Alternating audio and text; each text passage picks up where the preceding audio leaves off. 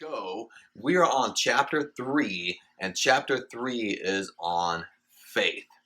And I kind of hinted a little bit on faith at the end of chapter 2. We talked a little bit about faith and belief and interchanging those words. So we've been talking a little bit about faith and belief in chapter 2. But this chapter, there's a lot of information in this chapter. There's a lot of hidden meanings and a lot of things to chew on and digest and meditate to.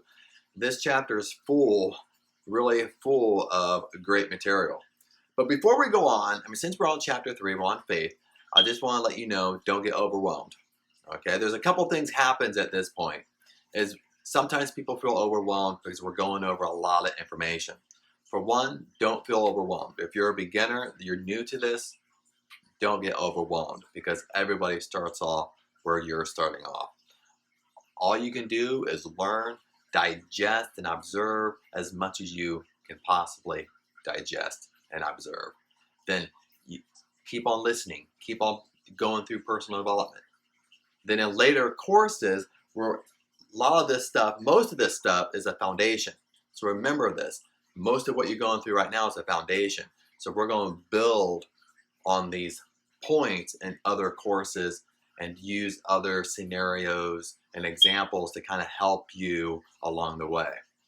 So for one, don't get overwhelmed and don't get frustrated if this is a lot of information, or I'm talking about changing yourself and habits and stuff like that. Nobody said success was easy, and I'm giving you the real deal here. Now, on the opposite side, sometimes we get an individual that's like, Chad, I've been through this. I understand all this stuff. You're just talking to a wall at this point. The issue I find here is you've closed yourself off. Sometimes with ego or pride, you think you understand it. You think, okay, if you heard it before. And this is what I've been saying from the beginning, is if you heard it before or you think you understand it, you might be able to sit here and debate about it and talk philosophy around it and philosophize about it and sit at a table and we all debate about what we think and what we do and what we think about this or that, or if Napoleon Hill is right or wrong. But the issue is, are you achieving exactly what you want to achieve? We all want different things in life, okay? What I want is different from what you want. We all want different things. But are you achieving exactly what you want in life? That's the question. And if that answer is no, and I can honestly probably say it's probably no, because a lot of us are not at that level where we're really living the life of our dreams, everything we want to achieve. And if you're not, something's missing. Something's off. There's something you're not understanding. There's something you're not doing. Or there's a habit that's holding you back. See, the thing is, you have to figure out what that is. And the only way you can do that is through self-study. Again, through a mentor or coach to kind of help and guide you to figure that out. But further ado, let's get back to chapter 3 on faith. Now, at the end of chapter 2, we talked about belief. And what I like to do, especially with this chapter is very important, is he talks a lot about faith, gives a lot of quotations and examples with faith. But this is what I want you to think about going through this chapter. Is faith equals belief. It's the same word. They mean the same thing. If you believe in something, well, you have faith in it. If you have faith in something, you believe it. Period. So this is what I like to do with these types of words is put a different word in there that means the same thing. Because then all of a sudden, it gives you a different meaning. You understand it a little bit better. So through this chapter, anytime he's talking about faith, think of it as belief. Okay, and I'll help you through that, but this is the key point to this chapter, is interchanging these words means the exact same thing. So, let's get moving. Now, the first paragraph, I like to kind of read at least the first paragraph, the first few lines to kind of set up the study here. Faith is the head chemist of the mind. When faith is blended with the vibration of thought, the subconscious mind instantly picks up the vibration, translate it into a spiritual equivalent, and transmit it into infinite intelligence, as in the case of prayer. This paragraph right here, we could chew on, we can digest it. We've talked a little bit about the subconscious mind in previous chapters. So what we have to understand is interchange the words, okay? We could say belief is the head chemist of the mind because it means the same thing. When belief is blended with the vibration of thought, the subconscious mind instantly picks up the vibration, translates it into spiritual equivalent, and transmit it into infinite intelligence. See what I did? See, now all of a sudden it means something different since I changed the words. But words mean the same thing. See, what we have to understand, our subconscious mind, and we're digging this a little bit deeper in other chapters, our subconscious mind cannot dictate between what's reality and what's not. What's positive, what's negative. It just takes it as true. So whatever you're thinking, whatever you're telling yourself, whatever you believe, no matter if it's true or false, your subconscious mind takes it as truth and it acts on it. It starts putting the forces together to things to attract to you. That's why it's very imperative to pay attention to what you're letting into your life or into your thoughts, per se. Let's continue. Let's get down to how to develop faith. Faith is a state of mind which may be induced or created by affirmation or repeated instruction to the subconscious mind through the principle of autosuggestion. Now, we'll get into autosuggestion more with this book. One of the things that he brings up kind of little topics that he explains later on in another chapter. So, affirmations, autosuggestion, what he means by that is you're taking a verse, you're taking a quotation, and you're constantly saying it to yourself. Just like, for example, just like in chapter 2. At this point, you should have already done steps 1 through 6 of your goal, the amount of money you want to make, what you're going to give in return for the money, what you're going to do, and have that written statement out, and you're repeating that. See, that's auto-suggestion. You're repeating it to yourself. You're repeating out loud. And you repeat it so much, so consistently, so persistently, that you begin to believe it. So when you begin to believe it, it influences your, what? Subconscious mind. That's all he's talking about here in this one sentence, or run-on sentence, if you want to say.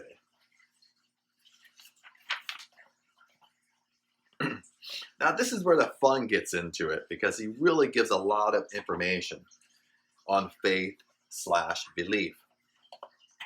You may convince the subconscious mind that you believe you will receive that which you ask. This is what I've just been talking about. He's explaining autosuggestion at this point.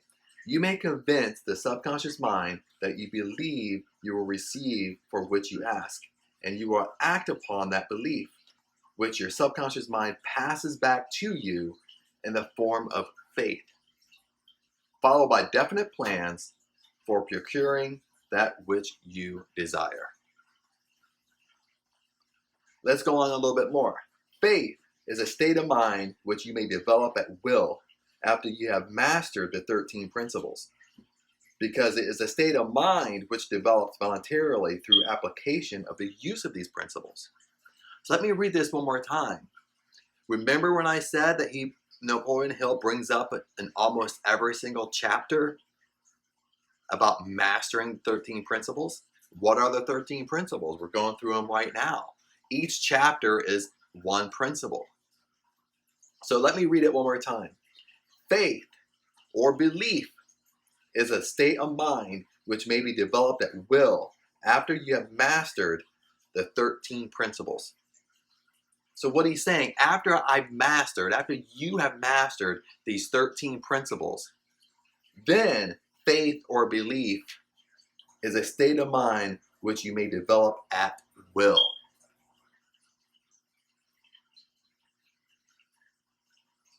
That's very powerful. Now, one more time. Repetition of affirmation of orders to your subconscious mind is the only known method of voluntary development of the emotion of faith.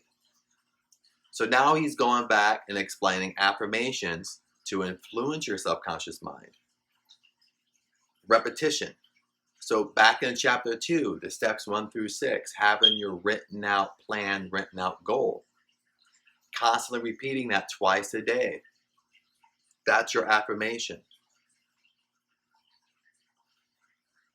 Then a little bit farther down the page, he gives an example, and I think this example is very good, and it can apply to almost any situation. When men first come into contact with crime, they abhor it. If they remain in contact with crime for a time, they become accustomed to it and endure it. If they remain in contact with it long enough, they finally embrace it and become influenced by it. This is true today. Listen what he says.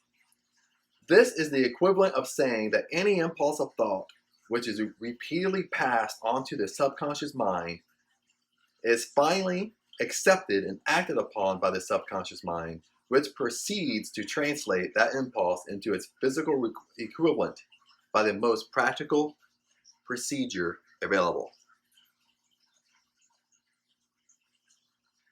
So he's given an example of crime and how if you're exposed to it in the beginning, you kind of hate it and you kind of repel from it. But if you stay in that environment, you slowly grow accustomed to it. You put up with it. Then you kind of get to a point where you're so accustomed to it, it doesn't even faze you anymore. It just becomes the norm. But it's the same thing, what we're talking about with repetition, what we're talking about affirmations, how to influence your subconscious mind. So if you take this same example when he's talking about crime and apply it to these principles of faith and belief and affirmations and repetition and the 6 steps in chapter 2, that's how you're going to influence your subconscious mind.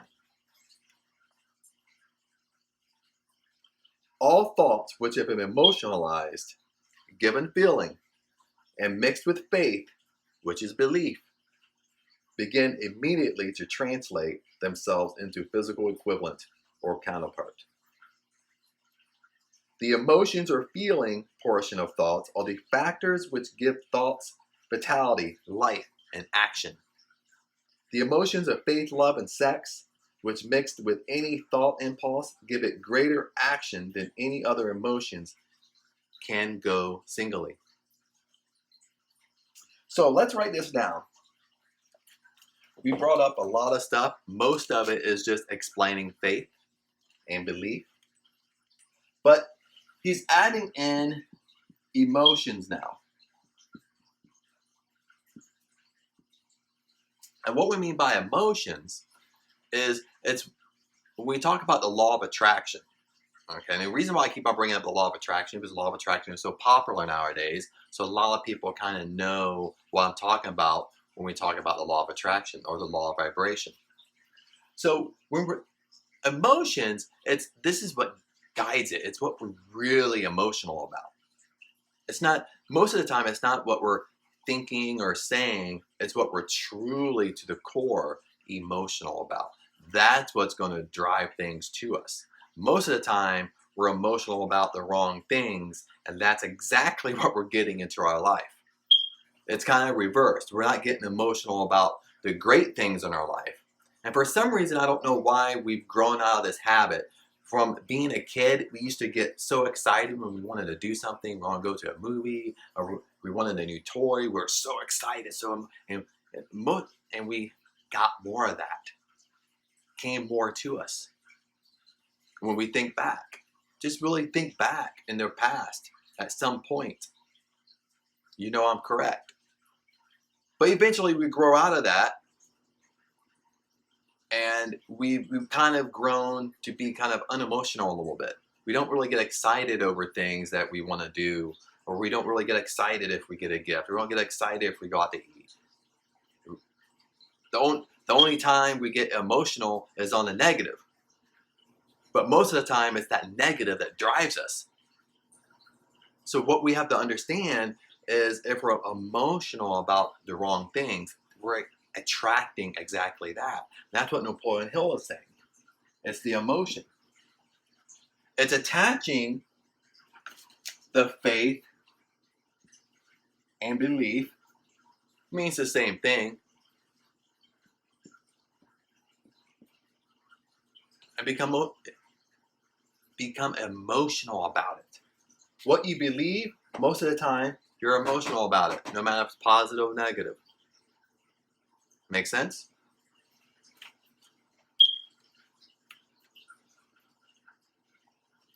Let's move on a little bit.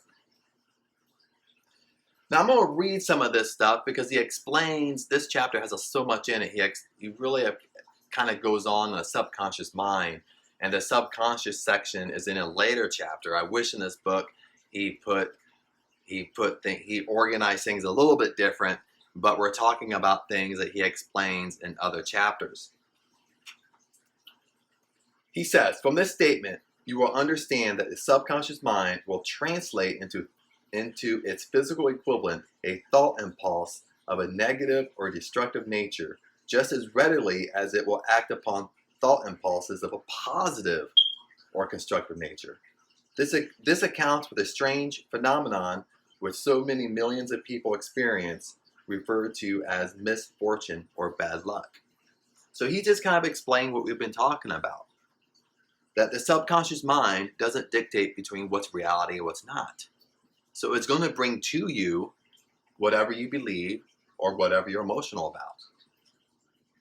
Positive or negative, if it's true or false. It doesn't judge. So your subconscious mind does not judge. It does not filter things out. So our conscious mind filters things out.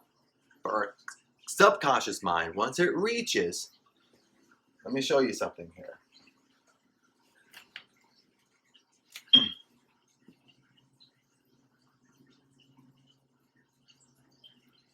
If this little circle down here is our body, okay?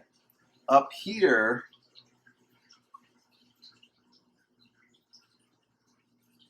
C is for our conscious mind, S is for our subconscious mind. Our conscious mind is all of our senses. Okay, we got 5 senses. Seeing, taste, hearing, so on and so on. So this is what influences our conscious mind. Our conscious mind, we can filter what we want to let into our mind, what we want to think about, and so on and so on. So all this stuff is filtering in to our conscious mind. Our conscious mind can filter it, and then eventually we'll bring it down here to our subconscious mind. Once it enters our subconscious mind, at this point, it just takes it as true, no matter what it is. This is where the subconscious mind is really where the core of the law of attraction lies. See, a lot of experts explain the law of attraction. They explain it right. They're giving you the right information. It's not like it's false. But how it becomes false is because they're adding in the whole immediate gratification. Makes sense? They're adding it in, you can get results now. Then they come up with examples. Oh, well, I just started doing this, and 2 weeks later, I got this unexpected check in the mail. And so forth and so forth. But in reality, our subconscious mind is what? Is driven by habit. Okay? Habit is a word sometimes we don't want to hear because what do we have to do to change habit? See, our habits that are down here in our subconscious mind are very old habits. Let me give you an example. If you're 30 years old, I can guarantee you, you have 30-year-old habits. Your habits are the same habits you have today that you probably had as a little kid. That's how you were conditioned, what you saw from mom or dad, parents, then you went to school, what you saw from teachers and coaches, and so forth and so forth. That all conditioned you. Then you created habits. So down here, you're working through a 30-year-old habit. You might have been thinking negative for the last 15 years and you want to change it overnight. And it's not going to happen that way. I'm just being honest with you. This takes work. And this is what Napoleon Hill, if I could speak English, my mouth is getting dry. I might have to get some water here. That's what Napoleon Hill was talking about when he talks about repetition, when he talks about affirmations. Through repetition and affirmations are the only way to influence what? Your subconscious mind. Why? Because when we repeat something to ourselves over and over and over again, no matter if it's true or false, eventually it's going to influence our subconscious mind. Once it influences our subconscious mind, it takes it as true. No matter what it is. You could tell yourself a complete lie, and eventually you're going to believe that lie. Make sense? So let's move on. Listen to this. There are millions of people who believe themselves doomed in poverty and failure because of some strange force over which they believe they have no control. They are the creators of their own misfortunes because of this negative belief, which is picked up by the subconscious mind and translated into physical equivalent. Saying it in a different way, but means the same thing. See, your negative up here on your conscious mind, the negative belief starts. Okay, up here. It stays up here for so long, it starts to influence the move down here and influence our subconscious mind. At this point, this negative belief becomes true. Then once it becomes true, it's a vicious cycle. And this is the law of attraction, this vicious cycle. You just keep on attracting the negative into your life. Let me read this to you. He continues on, he says, this is an appropriate place by which to suggest again that you may benefit by passing on to your subconscious mind any desire which you wish translated into its physical and monetary equivalent in a state of expectancy or belief that the transmutation will actually take place. Your belief or faith is the element which determines the action of your subconscious mind. There is nothing to hinder you from deceiving your subconscious mind when giving it instructions through autosuggestion, as I deceive my son's subconscious mind. So he's going back and reminding you of the example he gave in that last chapter about his son. And here in this paragraph, he brings up another word that we're going to add. And this word is expectancy. Okay, now this is actually what I do.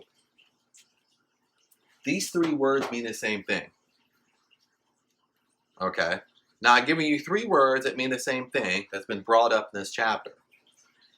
Let me give you like a biblical quote when we hear walk in faith, not by sight. And we hear this all the time. I know you know what I'm talking about. And sometimes we can say, what does that mean? Walk in faith, not by sight. And we have our little philosophies and stuff like that. But let's interchange these words.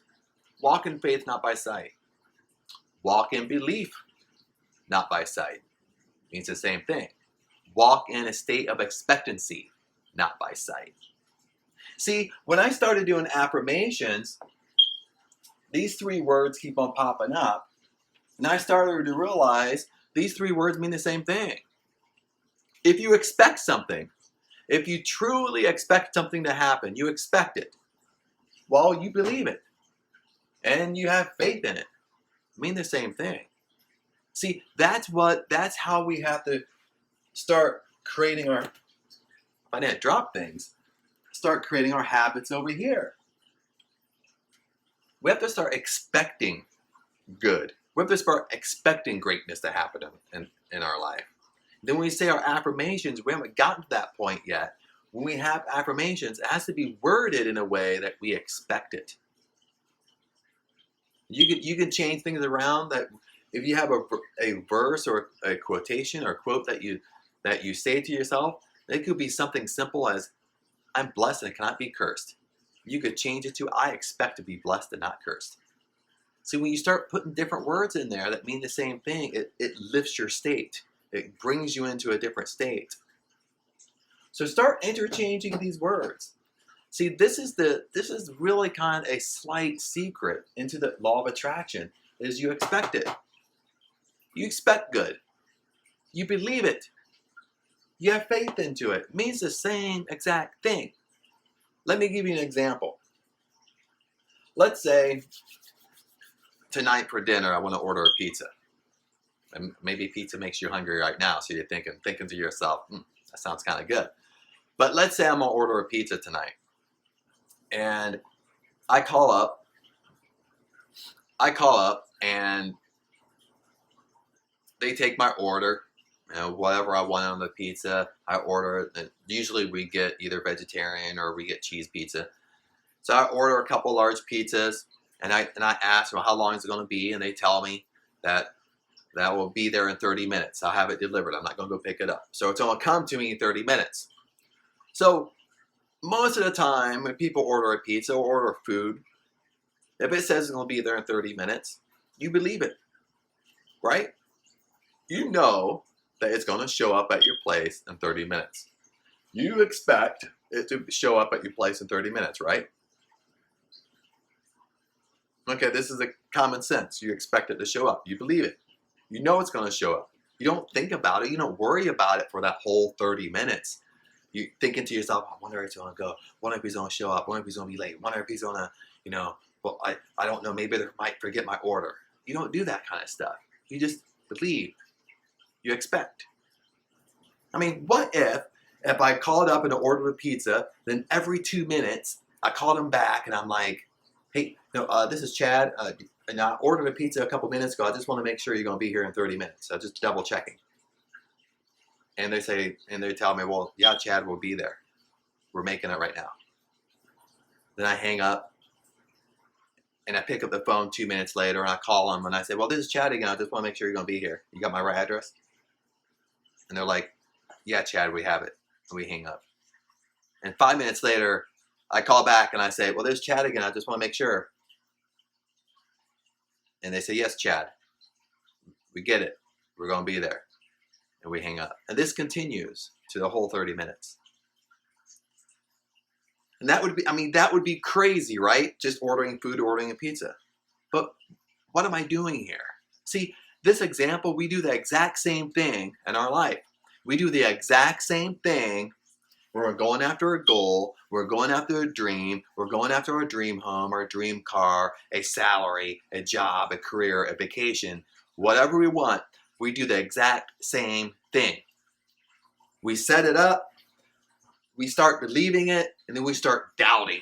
We start telling ourselves like, oh, I don't know if it's going to happen. Well, maybe it will happen, maybe it won't, maybe I don't know if it's right. Rather than just taking it as what it is and just expect it. See, this is simple stuff, but we've been so conditioned to believe opposite.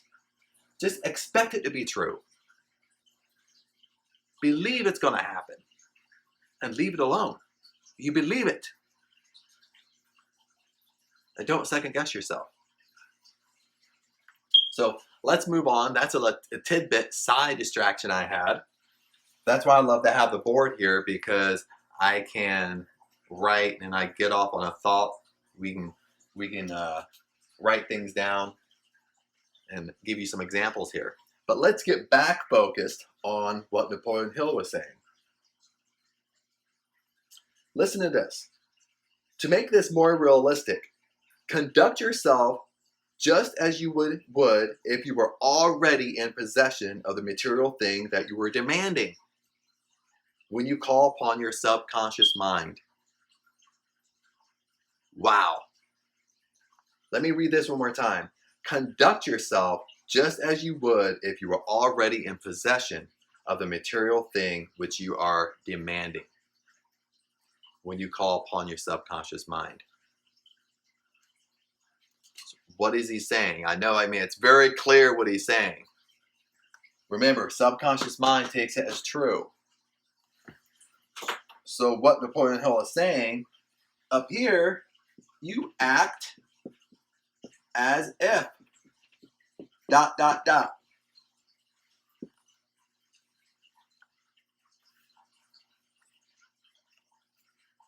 Make sense? If you want that nice house, act as if the house you're already living in, you're living in your nicer version. If you want to upgrade your car, you act as if you already have that car. If you want to make more money, if money's important to you, you act as if you make the type of salary, you make the level of income that you make. You act as if. You start putting your thoughts into action. This is very important. This is we're explaining this later on, but acting as if is a very, very powerful way to influence your subconscious mind. Because what we have to understand, you're acting as if right now. You're doing it right now at the level that you're at. Whatever you're attracting into your life, you're acting as if whatever you're attracting. If you think you live in poverty or you think you're middle class, you're acting just the way you think you should behave, you think you should act. That influences your subconscious mind, and then it becomes true. If you want to be more successful, the simple thing sometimes you can do is start dressing more successful. Start slowly buying nicer clothes or higher quality clothes. I'm not telling you go out and you have to spend a couple grand once in one swoop to buy stuff, but it's very easy to go once a month and pick up a nice t-shirt, pick up a nice button-down shirt, pick up a tie, pick up a belt, and you slowly build your wardrobe. But act as if. And I'll read this one more time. To make this more realistic, conduct yourself just as you would if you were already in possession of the material thing which you are demanding. Act right now, act today, as you would if you were already had it. If you already were a millionaire, how would you be reacting? See, this is where your imagination comes in. We talked about the imagination a little bit in the last chapter. So imagine if you were a millionaire, how would you act? How would you converse with people? What would you be doing? What type of car would you be driving? Where would you be living? What part of town would you live in? And you start acting if you already have that. Because just that little simple thing right there, it tricks. What happens is it tricks the subconscious mind. Remember, the subconscious mind cannot dictate what's real or unreal. Cannot dictate what's reality and not. So eventually, you do this long enough, eventually you trick your subconscious mind, and all of a sudden it says, this is true. And once your subconscious mind does that, once it says, this is true, that's when the law of attraction really works and starts pulling things to you. Just universal law.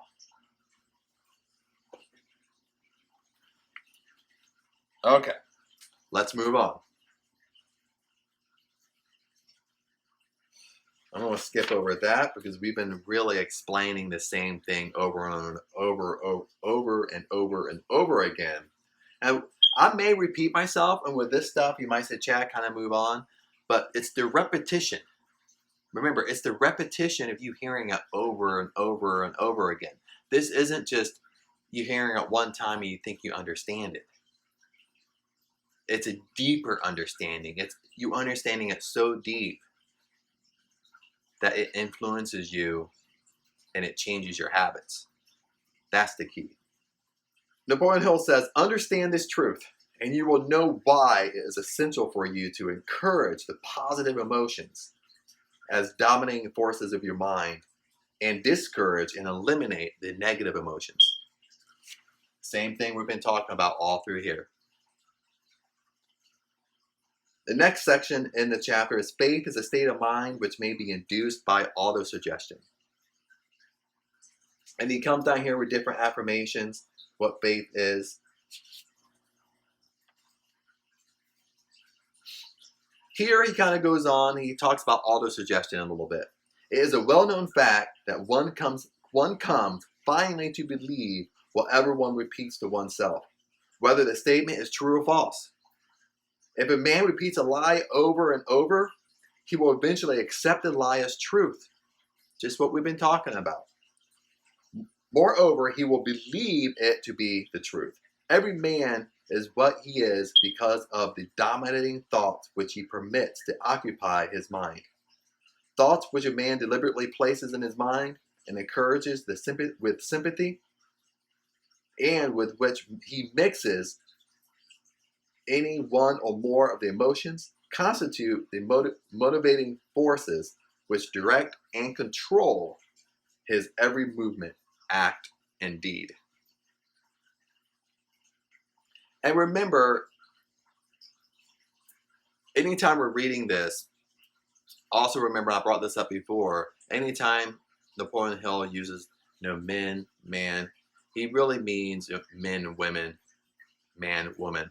Makes sense? I mean, during his day, men were the only ones that really worked. So, kind of have to take the time era with that. So again, don't take offense that he's not putting women in there. It's just, a different time era. Again, he says, thoughts which are mixed with any of the feelings of emotions constitute a magnetic force which attracts from the vibrations of the ether other similar and related thoughts. Let me read that one more time and I'll give you an example. Thoughts which are mixed with any of the feelings of emotions constitute a magnetic force which attracts from the vibrations of the ether other similar and related thoughts. So here, have you ever been, you go into a party, maybe have a get together, maybe you just go to a place, and if you observe people will just by habit, because they're comfortable, will kind of migrate to people who they feel that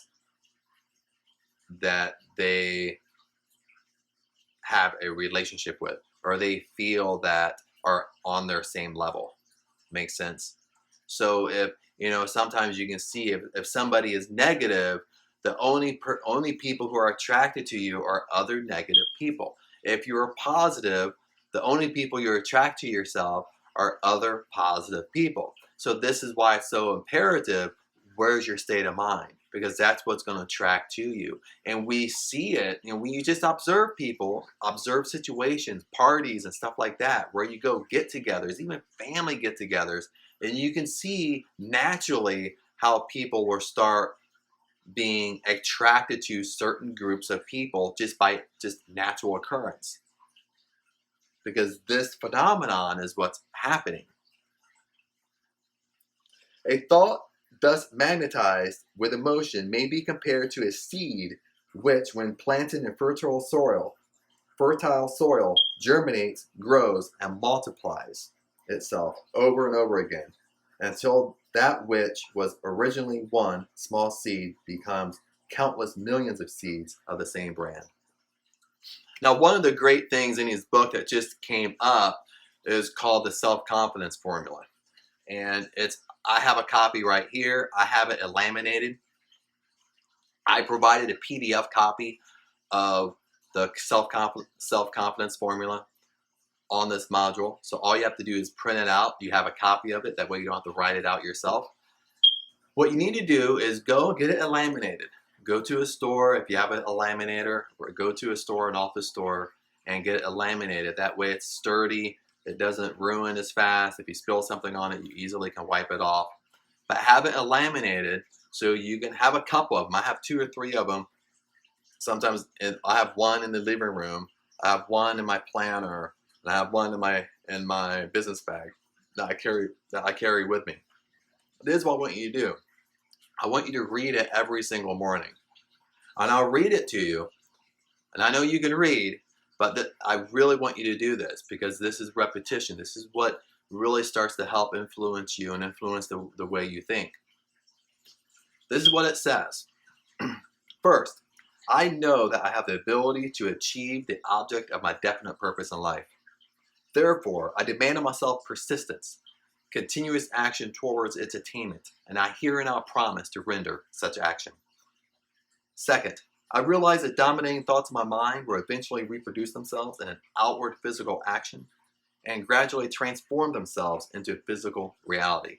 Therefore, I will concentrate my thoughts for 30 minutes daily upon the task of thinking of the person I intend to become, thereby creating in my mind a clear mental picture of that person. Third, I know through the principle of autosuggestion, any desire that I persistently hold in my mind will eventually seek expression through some practical means of attaining the object back of it. Therefore, I would devote 10 minutes daily to demanding of myself the development of self-confidence. Fourth, I have clearly written down a description of my definite chief aim in life, and I would never stop trying until I shall have developed sufficient self-confidence for its attainment. Fifth, I fully realize that no wealth or position can long endure unless built upon truth and justice. Therefore, I will engage in no transaction which does not benefit all whom it affects. I will succeed by attracting to myself the forces I wish to use and the cooperation of other people. I will induce others to serve me because of my willingness to serve others. I will eliminate hatred, envy, jealousy, selfishness, and cynicism by developing love for all humanity, because I know that a negative attitude towards others can never bring me success. I will cause others to believe in me because I will believe in them and in myself. I will assign my name to this formula, commit it to memory, and repeat it aloud once a day with full faith that it will gradually influence my thoughts and actions so I will become a self-reliant and successful person. This is what I want you to do every single morning, on top of your written statement that you wrote in chapter 2 in the last module. So you have that morning, night, add the self-confidence formula to that. And have it laminated. You can print it out. You ruin it, just print it out again. But if not, have it laminated so it's more sturdy and it will last a long time and will protect it. But definitely do this, and it's provided in the PDF on this module.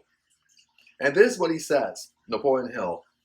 Back of this formula is the law of nature. The law of nature is, we call it nowadays, like universal law of the universe. Means the same thing. Back of this formula is a law of nature which no man has yet been able to explain. It has baffled the scientists of all ages. The psychologists have named this law autosuggestion and let it go at that. The name by which one calls this law is of little importance. The important fact about it is this: it works for the glory and success of mankind. If it is used constructively, on the other hand, if it is used destructively, it will destroy just as readily.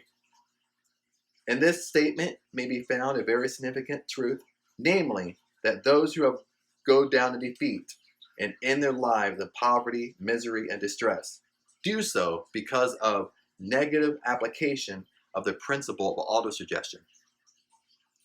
The cause may be found in the fact that all impulses of thought have a tendency to clothe themselves into their physical equivalent. So he said it in a different way this time, but what he means is to influence our subconscious mind positive and negative will affect us. You will attract positive stuff into your life just as easy that you attract the negative. Just depends upon what you want to attract. But right now in your life, you have to understand, right now, you're attracting things into your life. You're attracting things that you really don't want, and you're attracting things you do want. But we want to be on the positive side, that you're always attracting things that you want.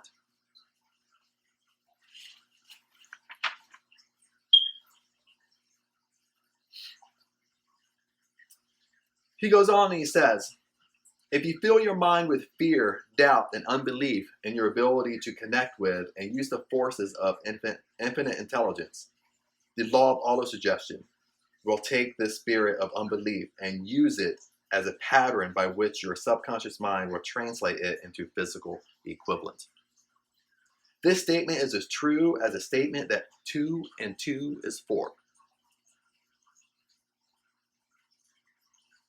Like the wind which carries one ship east and another west, the law of autosuggestion will lift you up and pull you down according to the way you set your sails of thought.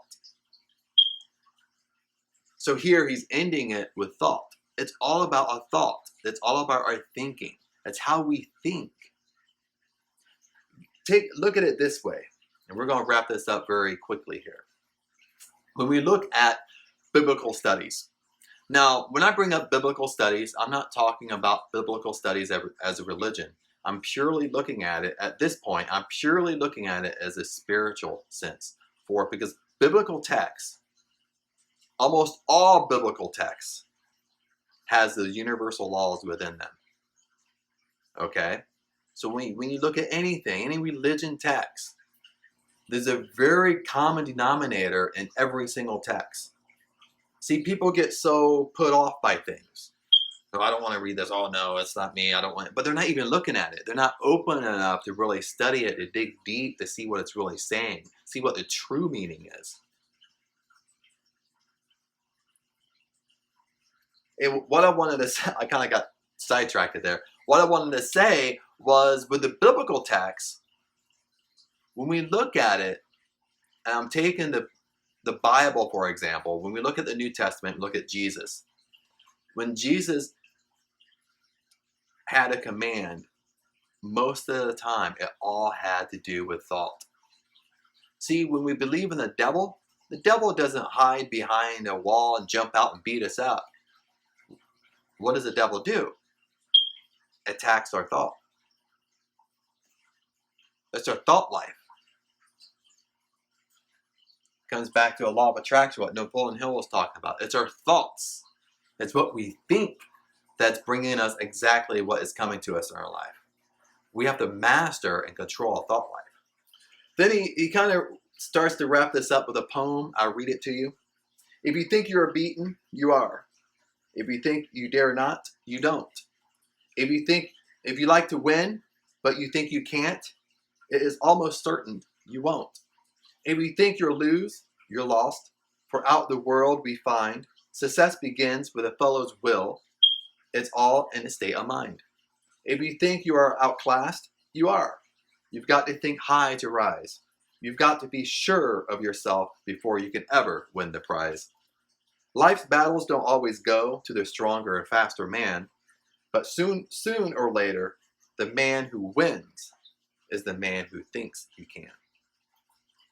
Observe these words which have been emphasized, and you will catch the deep meaning which the poet had in mind. And Napoleon Hill, in the next page, he kind of says exactly what I just explained about biblical teachings. He says this: the sum and substance of teachings and the achievements of Christ, which may have been interpreted as miracles, were nothing more nor less than faith. If there are any such phenomena as miracles, they are produced only through the state of mind known as faith. Some teachers of religion and many who call themselves Christians neither understand nor practice faith. So if you take what he's saying here and you really kind of dig into the Bible a little bit, now Napoleon Hill kind of was really ahead of his time in the way he was thinking. I mean, faith, what does faith mean again? If Jesus had faith and he performed miracles by his faith, belief, it was his belief. Expectancy, he expected to do it. He knew he could do it.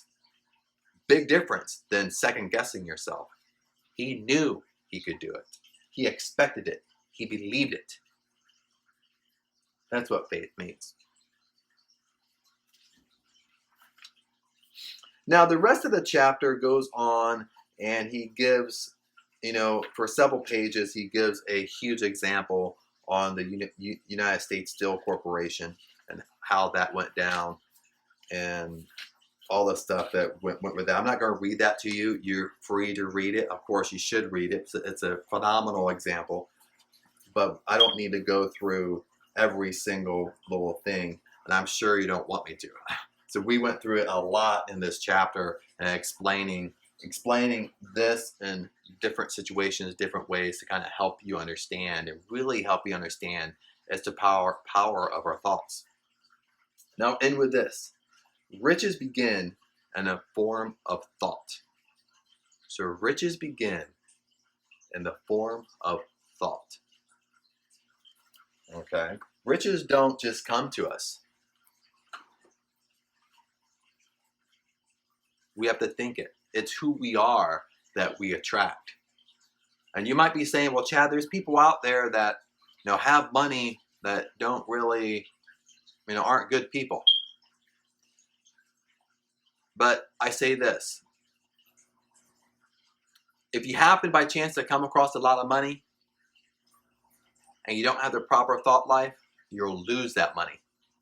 Prime example, look at lottery winners. Lottery winners that win over $1 million within 5 years are broke. Why? Well, the basic thing is they never went through personal development. They didn't develop their mind enough, become a better person to be able to handle that much money. Money just comes to them and leaves them just as fast. Make sense? And sometimes there's situations where somebody comes into a lot of money, and in the beginning they're not they're not a nice person. They're not doing the right things. But eventually they learn along the way. They kind of really jump to understand this stuff. They learn along the way they need to change, and they start kind of getting into personal development. They start changing and observing themselves. Then once they start doing that, they never lose it. So let me read it one more time. Riches begin in a form of thought. Riches begin in a form of thought. Say it one more time. Riches begin in a form of thought. It's our thought life. I'll see you in the next module.